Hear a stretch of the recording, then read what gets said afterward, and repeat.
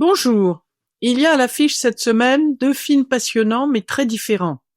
Je vais donc vous parler de Vie privée, de la cinéaste française Rebecca Zlotowski, et de Bugonia, du cinéaste grec Yorgos Lanthimos. Ensuite, je vous parlerai de Hell in Paradise, de la cinéaste française Leila Si.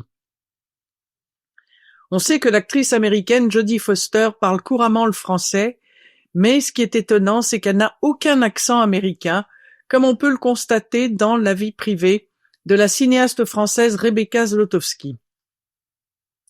Psychiatre très reconnue, Liliane Steiner apprend un jour que Paula, une de ses patientes, s'est suicidée. Bouleversée, elle a du mal à croire à cela et elle est persuadée qu'elle a été tuée.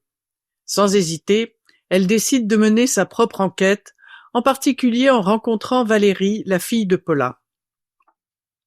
Ce film très original repose, comme on peut s'en douter, sur l'interprétation exceptionnelle de Jodie Foster, qui mène son enquête avec beaucoup d'attention, bien secondée par une brillante distribution, en particulier celle de Daniel Auteuil, excellent dans le rôle de l'ex-mari de l'héroïne. Mais le plus intéressant dans ce film très prenant, c'est le mélange entre enquête policière et comédie, car il y a beaucoup d'humour dans cette belle analyse de l'âme humaine. Mais il est dommage qu'il y ait un bref flash suggestif. Ceux qui apprécient le style subversif et provocateur du cinéaste grec Yorgos Lanthimos seront ravis de le retrouver dans Bugonia. Grâce à Internet, Terry est devenu rapidement un complotiste qui imagine le pire pour l'évolution de la Terre, en particulier sa destruction par les extraterrestres. C'est la raison pour laquelle il décide d'enlever Michelle, la PDG d'un grand laboratoire pharmaceutique, car il est convaincu qu'elle est une extraterrestre. Avec la complicité de Don, son meilleur ami, il la maintient enfermée dans sa cave, après lui avoir rasé le crâne pour éviter que les aliens ne la localisent avec ses cheveux. Ce film magistral est le remake d'un film sud-coréen, Save the Green Planet, de Yang Yoon-hwan, sorti en France en DVD.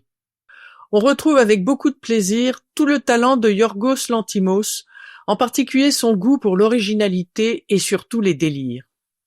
Dans cette histoire qui ne ressemble à aucune autre, on suit le parcours de ce complotiste qui ne recule devant aucune violence.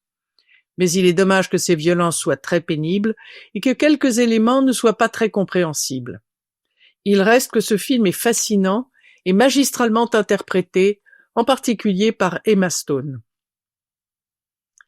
Il est rare qu'une cinéaste française qui signe son premier long-métrage réussisse un superbe film, comme c'est le cas de Leila Si avec Hell in Paradise, tourné en Thaïlande, dans la langue française et anglaise. Pour fuir sa vie monotone à Marseille, Nina part pour une île de l'océan Indien où elle a trouvé un travail de réceptionniste dans un hôtel luxueux. Mais un jour, un tragique événement va bouleverser sa vie et transformer son paradis en enfer. Ce film poignant et très prenant, qui est librement inspiré d'une histoire authentique, met en scène la misogynie, la domination masculine et la manipulation judiciaire qui règnent dans cette région indienne. Porté par l'excellente interprétation de Nora Arzeneder, ce film tient en haleine jusqu'à la fin, d'autant plus que les images de la région sont magnifiques. Mais certaines scènes de tentatives de viol sont assez pénibles. Je vous rappelle les titres des films dont je viens de vous parler: Vie privée de la cinéaste française Rebecca Zlotowski, Bugonia du cinéaste grec Yorgos Lanthimos et Hell in Paradise de la cinéaste française Leila Si. À la semaine prochaine sur les ondes de Radio Espérance.